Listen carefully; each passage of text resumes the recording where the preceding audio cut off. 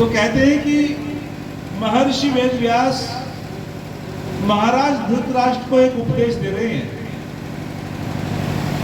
और वे कहते हैं कि हे राजन, स्थिति बड़ी नाजुक है। आपका जो पुत्र दुर्योधन वह इतना स्वार्थी और संस्कारों से गिर चुका कि इस राष्ट्र की बहुत बड़ी हानि होगी। और महर्षि वेद व्यास कहते हैं कि पुत्र मोह से अधिक मूल्यवान राष्ट्र होता है, देश होता है। और महाराजा धृतराष्ट्र कहते हैं कि सुनाओ ऋषिवर। तो वे कहते हैं कि 10 धर्मम न जानन्ति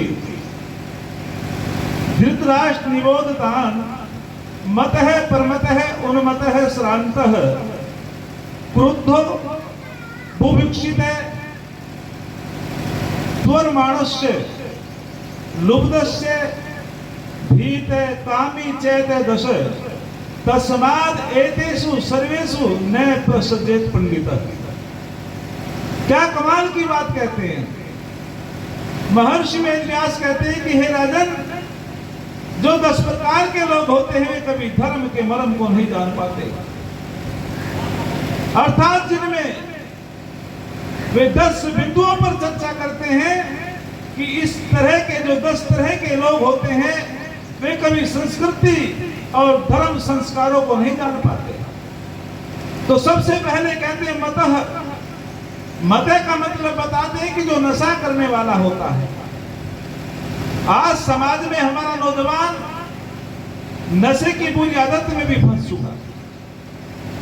किसी ने बड़ा सुंदर लिखा था, आदत पड़ी है गंदी, विष के बिना जी नहीं सकते, अमृत भी है संसार में, बोलो जरा, मगर उसको पी नहीं सकते। जरा नाड़ उड़ हलाते रहो, इससे जो है पता चल जाता है कि जो हम कह रहे हैं कि हाँ बात समझ में आ रही। और एक तुम सावधान होकर के सुनोगे। क्यों? जब एक व्यक्ति नाड़ हलाता है तो दूसरा समझता है कि शास्त्री जी की कठिन बात इससे तो समझ ली, लेकिन हम समझ नहीं पाए, वो भी सावधान हो जाता है। इससे लाभ भी मिलता है। तो थोड़ी सी नाड़ भी हलाते रहना। तो आदत पड़ी है गंदी। तो सबसे पहले मतः है, अर्थात जो नशा करने वाला होता है वो कभी धर्म के मर्म को नहीं जान पाता, परमपिता परमात्मा की प्राप्ति नहीं कर सकता, संस्कृति को नहीं जान सकता, वो संस्कारों से गिर जाता है। और नशा कई प्रकार का होता है। नशा शराब आदि का, भांग आदि का भी होता है, और नशा पावर का भी होता है, नशा बल का भी होता है, नशा शक्ति का भी होता है। और कहते हैं वो से लोग कि हम तो बहुत बड़े कुटुंब वाले हैं, हमारा कौन क्या बिगाड़ेगा। बड़े परिवार वालों को भी नशा होता है। तो इस प्रकार का दोष जब आ जाता है व्यक्ति के अंदर, तो वो धर्म के मर्म को नहीं जान पाता। कौन समझा रहे हैं? महर्षि वेद व्यास महाराजा धृतराष्ट्र को कि हे राजन सुनो कि तुम्हारे बेटे में ये सारे के सारे दुर्गुण आ चुके हैं। और जब जब धर्म अधर्म लगने लगता है, मीठा कड़वा लगने लगता है, अपने प्राय लगने लगते हैं, और जब अच्छी बात अच्छी नहीं लगती तो दुर्दिन आ जाते हैं उस व्यक्ति के, दुर्दिन आ जाते हैं, उसे कोई बचाने वाला नहीं मिलता। तो वे कह रहे हैं कि आगे कहते हैं मते, आगे फिर कहते हैं प्रमत है। प्रमते कहते हैं जो प्रमादी होता है, आलसी, जो कर्म नहीं करता। योगीराज कृष्ण महाराज जी भी कहते हैं कि कर्म करना ही सबसे बड़ी भक्ति है। अकर्मादस्यु, वेद कहते हैं कि जो कर्म नहीं करता वो तो दस्यु है। न कर्म करने वाले व्यक्ति को दस्यु कहा है, क्योंकि कर्म से ही व्यक्ति आगे बढ़ता है। बिना कर्म के, बिना परिश्रम के, बिना पुरुषार्थ के कोई व्यक्ति आगे नहीं बढ़ पाता है। किसी ने बहुत सुंदर कहा था, अपना मुकद्दर जो स्वम है बनाते, अपना मुकद्दर जो स्वम है बनाते, दुनिया उनकी धुरी पर घूमती है, मेहनत ही जिनका धर्म कर्म है, सफलता उनके चरण चूमती है, सफलता उनके चरण चूमती है। अर्थात जो मेहनत करता है, पुरुषार्थ करता है, वही व्यक्ति आगे बढ़ता है। और संतों ने क्या कहना शुरू कर दिया मध्यकाल में हमारे योगीराज कृष्ण जी को मानने वाले जितने हाथ खड़ा करो, भगवान कृष्ण को मानने वाले जितने वो हाथ खड़ा करो। भगवान कृष्ण जी कहते हैं कि कर्म ही सबसे बड़ी पूजा है। जो कर्म नहीं करता वो अकर्मण्य व्यक्ति तो पाप का भागी बन जाता है। और एक गजब की बात कहते हैं योगीराज कृष्ण कि जहाँ वेद मंत्रों के माध्यम से अग्निहोत्र यज्ञ नहीं होता, हे अर्जुन, वो व्यक्ति पाप का भागी बन जाता है। वो व्यक्ति पाप खाता है, वो पाप का भागी बन जाता है। अर्थात जो देवताओं का भाग देवताओं को नहीं देता, जो अकेला खाता है, उसको पाप लगता है। और योगीराज कृष्ण जी कि जब तुम उस यज्ञ विज्ञान को पढ़ोगे तो पता चलेगा उन्होंने कितने कमाल की बात कही है। तो मैं आपको समझाना चाहता हूं कि मध्यकाल में हमारे योगीराज कृष्ण जी कहते हैं कि जो व्यक्ति कर्म करता है, मेहनत करता है, पुरुषार्थ करता है, साधना करता है, उसका यह लोक भी सुधर जाता है, परलोक भी सुधर जाता है। और जो व्यक्ति कर्म नहीं करता तो नास्तिक होता है। अच्छा, नास्तिक कौन होता है? आपसे मैं पूछना चाहता हूं, नास्तिक की परिभाषा बताओ, किसे कहते हैं? बोलो जी, किसे कहते हैं नास्तिक? नास्तिक उसे कहते हैं, हमारे ऋषियों ने कहा नास्तिको वेद निंदक है। अर्थात जो वेदों की निंदा करता है संसार के अंदर, वो ही तो नास्तिक होता है। जो वेदों को नहीं मानता वो परमपिता परमात्मा को भी, बोलो, नहीं मानता। तो मैं कहना चाहता हूं कि मध्यकाल में हमारे लोगों को अकर्मण्य बना दिया और कहना शुरू कर दिया परमतः जो प्रमादी हो जाता है, आलसी हो जाता है, जो कुछ करने को तैयार नहीं होता है, इसीलिए हमारा देश गुलाम हुआ था। जब नौजवान कर्म नहीं करेगा, अपने कर्तव्यों का पालन नहीं करता, और जब राजा अपने कर्तव्यों से विमुख हो जाता है, और जब नौजवानों में बुरी आदत आ जाती है, हमारे बच्चे संस्कारों से गिरते चले जाते हैं, तो समझ लो वो देश खतरे में चला जाता है। क्योंकि मध्यकाल में जब हमारे देश की स्थिति बड़ी खराब थी, तो संतों ने कहना शुरू किया, अजगर करे न चाकरी, पंछी करे न काम, और कह गए दास मलुका, बोलो सबके दाता, बोलो राम। अजगर किसकी नौकरी करता है, पंछी किसका काम करता है? कोई जरूरत नहीं तुम्हें कर्म करने की, कोई जरूरत नहीं तुमको मेहनत करने की। और इसी भाषण को सुन सुन करके हमारे राजा अकर्मण्यता की तरफ चले गए थे। हमारा नौजवान कर्म करना छोड़ दिया था। नौजवानों ने, कहते हैं कि एक बार 3 नौजवान चले जंगल में घूमते घूमते, उनको प्यास लगी, और जब प्यास लगी तो उन्होंने कहा कि भाई पानी की खोज करो। तो पहले कुओं की व्यवस्था हुआ करती थी, कुएं के पास चले गए, वहां एक रस्सी भी है कविवर, और एक वहां बाल्टी भी है, लेकिन कहने लगे पानी कौन पिलाए? तीनों नौजवान कहते पानी कौन पिलाए? कि हम तो अपने हाथ से पानी नहीं पी सकते। बोले क्यों? बोले हम तो राजाओं के लड़के हैं। एक ने कहा मैं रायजादा हूं, एक ने कहा मैं शहजादा हूं, एक ने कहा मैं नवाबजादा हूं। हम अपने हाथ से पानी पी लेंगे तो बदनामी हो जाएगी। ये अकर्मण्यता के कारण हमारा देश गुलाम हुआ था। अरे महाराजा जनक ने तो स्वयं अपने हाथ से हल चलाया था, क्या उसकी बदनामी हुई थी? हमारे राजा महाराजा तो एक कृषि किया करते थे, बड़े बड़े ऋषियों ने अनुसंधान किया, मेहनत परिश्रम किया, लेकिन जब क्रम से व्यक्ति गिर जाता है, अकर्मण्य हो जाता है, तभी देश को खतरा होता है। तो उन्होंने कहा हम तो नवाब जाते हैं, एक ने कहा मैं शहजादा हूं, रायजादा हूं, हम पानी अपने हाथ से पी लेंगे तो लोग हमारी हंसी लेंगे।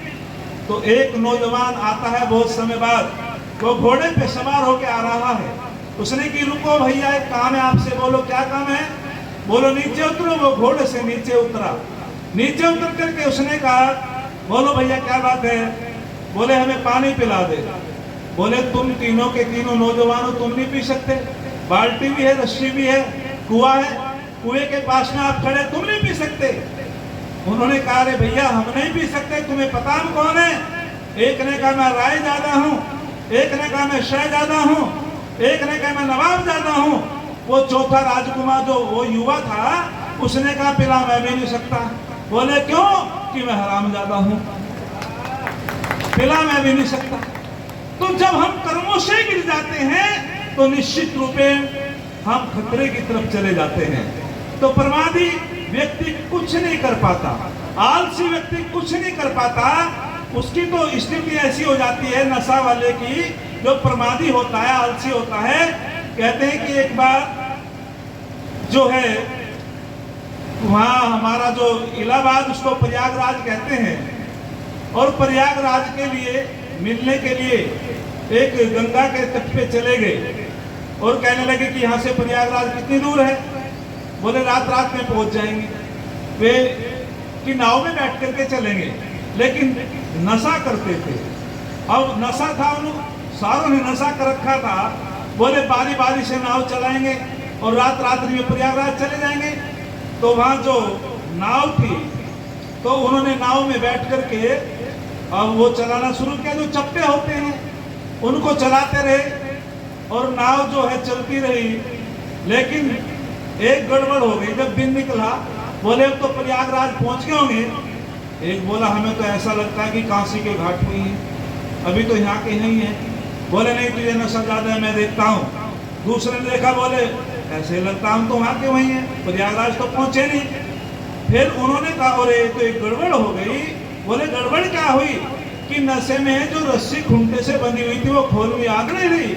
नाव सारी रात चलाई लेकिन घूमती हुई नहीं। नाव सारी रात चलाई लेकिन घूमती हुई नहीं। याद रखना दुनिया के लोगों, जब तक हम विषय वासनाओं की रस्सी से बंधे रहेंगे, हम बार बार आवागमन के चक्र में आते रहेंगे। बार बार हमारा जन्म होगा, बार बार हमारा मरण होगा। और जब वो विषय वासना की रस्सी योग के माध्यम से हम उसको काट देंगे, तभी जाकर के उस प्रयागराज के दर्शन कर सकते हैं। और प्रयाग कहते हैं जहाँ निश्चय से प्राय याग होते थे, बड़े बड़े यज्ञ हुआ करते थे। उस धरा का नाम प्रयाग, जहाँ ऋषि मुनि के आश्रम होते थे, उस धरा को प्रयाग कहा गया। और वहाँ वेदों के प्रवचन होते थे।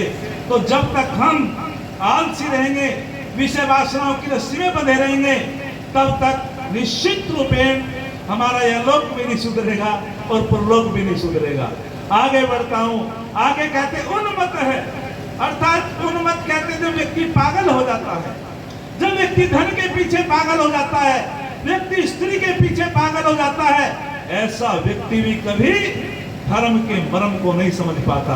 अरे 9.5 लाख वर्ष पहले भगवान राम ने कह दिया इदन्नमम कि भैया भरत, ये राजगद्दी तेरी है, मेरी नहीं है। उसने कहा इदन्नमम कि राजगद्दी तेरी है भैया, ये मेरी नहीं है। दोनों भाइयों में त्याग है। राजगद्दी की गेंद बना दी, लेकिन उन भगवान राम का जो जीवन था वे वेदानुकूल था। उसने वेद की आज्ञाओं का पालन किया। वेदों में जो जो लिखा कि हमें चोरी नहीं करनी चाहिए, हमें जो है जुआ नहीं खेलना चाहिए, हमें जो है गरीब लोगों को नहीं सताना चाहिए। भगवान राम ने तो यो कहा कि जब भी मेरा धनुष उठता है तो तब उठता है जब कोई व्यक्ति नारी जाति को सताता है, तो तब उठता है। यदि कोई बालक को सताता है तब उठता है। यदि कोई गौ का अपमान करता है तब उठता है। यदि कोई देश की हानि करता है, बोलो, तब उठता है। कहा था विश्वामित्र के यज्ञ की रक्षा कर रहे भगवान राम, और एक बात कह दी थी विश्वामित्र ने, जहां शस्त्र बल नहीं होते, जहां शस्त्र बल नहीं होते, वहां शास्त्र पछताते या रोते हैं। और धर्म की भी रक्षा तभी होती है, यज्ञों की रक्षा तभी होती है, जब पहरे पर स्वयं धनुर्धर राम खड़े होते हैं। जब पहरे पर स्वयं धनुर्धर राम खड़े होते हैं। बिना शस्त्र के शास्त्रों की रक्षा होने वाली भी नहीं है। और फिर बाद में कितनी गिरावट हुई। उस भगवान राम का जीवन त्याग से परिपूर्ण है। वो कहता है भैया राजगद्दी तेरी है, लेकिन महाभारत में दुर्योधन कहता इदम मम, ये सब कुछ मेरा है। भगवान श्री कृष्ण जी ने शांति दूत बनकर के समझाया, लेकिन दुर्योधन पागल हो गया धन के पीछे। दुर्योधन ने के मन में ये बात आ गई कि सब धन तेरा है, ये तेरी साथ जाएगा। और उसने कहा योगीराज कृष्ण ने भैया पांडवों का हिस्सा पांडवों को दे दे। उन्मत्त हो गया, पागल हो गया और इतना अहंकारी हो गया कि वो किसी की बात सुनने वाला नहीं था। किसी ने बहुत सुंदर कहा है कविवर सुल्तान जी के छंद को मैं भी थोड़ा थोड़ा बोल दूं। किसी ने बड़ा सुंदर कहा है, अकड़ तो मुर्दे की पहचान होती है और झुकते तो वे जिनमें जान होती है, झुकते तो वे जिनमें जान होती है। वास्तविक जब अहंकार हो जाता है व्यक्ति पतन की तरफ चला जाता है तो उन्मत्त हो जाता है दुर्योधन। और वे धृतराष्ट्र को भी समझा रहे हैं, अपने बेटे को समझा नाश होगा, देश नहीं बचेगा, न जाने कितनी बड़ी हानि होगी। महर्षि वेदव्यास उसको उपदेश दे रहे हैं। लेकिन जो मैं आपको समझा रहा था, योगीराज कृष्ण जी शांति दूत बन करके गए, कहा अरे भैया पांडवों का हिस्सा पांडवों को दे दे। उसने कहा बिल्कुल नहीं दूंगा, सुई की नोक बराबर नहीं दूंगा। बोले ऐसे मत कर, अच्छा 5 गांव दे दे। बोले सुई की नोक बराबर भी जमीन नहीं दूंगा। तो तब कही थी योगीराज कृष्ण ने कि दुर्योधन अब तेरे दुर्दिन आ चुके हैं, तू बिल्कुल तेरी बुद्धि विकृत हो चुकी है, तू एक संस्कृति और संस्कारों से बहुत दूर चला गया है, धर्म के मर्म से बहुत दूर चला गया है। तो वे जब उपदेश देते हैं तो दुर्योधन आग बबूला हो जाता है और आग बबूला होकर के कहता है कि मुझे उपदेश देते हो तुम, पता है मैं कौन हूं, मैं हस्तिनापुर का युवराज हूं और मुझे समझाने की जरूरत नहीं। मैं जानता हूं धर्म भी किसे कहते हैं, मैं जानता हूं अधर्म किसे कहते हैं, लेकिन धर्म में मेरी रुचि नहीं और अधर्म को मैं छोड़ नहीं सकता। मैं जानता तो हूं। और यदि ज्यादा उपदेश देगा तो कृष्ण जी ने उसको फिर उपदेश दिया तो कहने लगे इसको पकड़ो, बंदी बनाओ। तो जब योगीराज कृष्ण ने कहा था कि दुर्योधन याद रखना, कभी भी क्रोध रूपी बाणों का प्रहार नम्र रूपी कवच पे नहीं हो सकता। कभी भी क्रोध रूपी बाणों का प्रहार जो नम्र रूपी कवच होता है उस पे नहीं हो सकता तेरा प्रहार। और याद रखना दुर्योधन, जो शांति का रास्ता होता है वो उन्नति का होता है, जो शांति का मार्ग होता है वो प्रगति का मार्ग होता है, और जो क्रोध का मार्ग होता है वो सीधा सीधा संसार का मार्ग होता है, विनाश का मार्ग होता है। लेकिन समझ ही नहीं पाया। तो उन्मत्त जब व्यक्ति हो जाता है, पागल जब व्यक्ति हो जाता है, वो धर्म के मर्म को नहीं जान पाता। और एक पागल और हुआ था, उसको बड़े उपदेश दिए गए लेकिन बिल्कुल नहीं माना।